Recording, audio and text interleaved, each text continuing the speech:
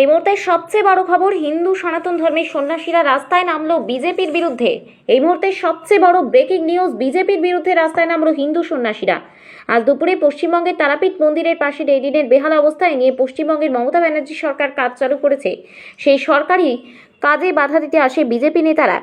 যখন আসে তখন তারাপীঠের হিন্দু ধর্মের সন্ন্যাসী বিজেপির বিরুদ্ধে আন্দোলনে ঝাঁপিয়ে পড়ে। তারা বলেন, বিজেপি একটি সাম্প্রদায়িক দল, শুধু হিংসা শেখায়। আমাদের সবচেয়ে বড় শত্রু হচ্ছে বিজেপি। হিন্দু সন্ন্যাসীরা বলেন, বিজেপি মুসলিম খ্রিস্টান অন্য ধর্মের যতটুকু ক্ষতি করেছে তার চাইতে আমাদের হিন্দু ধর্মের বেশি ক্ষতি করেছে। ওই সন্ন্যাসীরা আরও বলেন, মমতা ব্যানার্জি যেভাবে সবাইকে একসাথে নিয়ে উন্নয়ন করছেন, আমরা মমতা ব্যানার্জির সঙ্গে আছি, পশ্চিমবঙ্গ সরকারের সঙ্গে আছি। আমাদের আন্দোলন বিজেপির বিরুদ্ধে চলবে।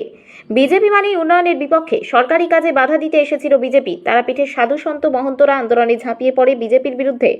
ব্যাপক বাধার মুখে বিজেপি। ধর্মের নামে রাজনীতি হিন্দুরা মেনে নেবে না।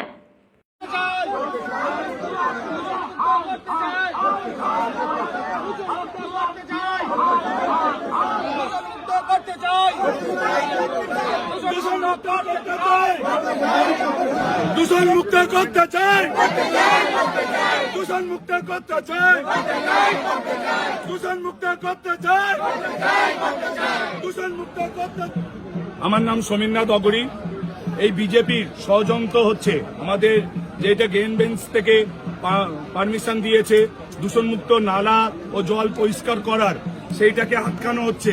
আমাদের তারাপীঠ শ্মশানে নোংরা হচ্ছে, আর আমাদের সাধু সন্ত চানের আর সাধন ভজন কিছু করা হচ্ছে না। ব্রহ্মমূর্তির টাইমে আমরা যেটা করি পুজো আচ্ছা সাধন ভজনে, দ্বারকার জল প্রচুর নোংরা হচ্ছে। তার জন্য বেঙ্গল সরকার মমতা ব্যানার্জি যেটা করছে, টিএমসি সরকার, তারতে আমরা সব সাধু একাত হয়ে একসঙ্গে ওনার সাথ দিতে চাই, ওনার সঙ্গে আমরা থাকতে চাই।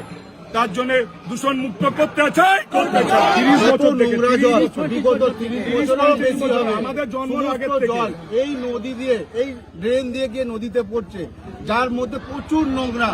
এই নোংরা জলে আমাদের কোনো সাধুরা না চান করতে পারছে না, সেইখানকার একটু জল নিয়ে আমরা কোনো পুজো অর্চনা করতে পারছি। সেই জলটা গায়ে লাগলে পর্যন্ত ঘায়ে পরিণত হয়ে যাচ্ছে।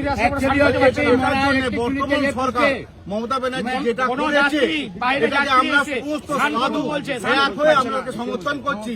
যে কোনো মূল্যে, যে কোনো পরিস্থিতিতে আমরা এটা করতেই হবে। আমাদের তাতে যদি আমাদের আমরা করবো, দূষণ মুক্ত করতে চাই, দূষণ মুক্ত করতে চাই।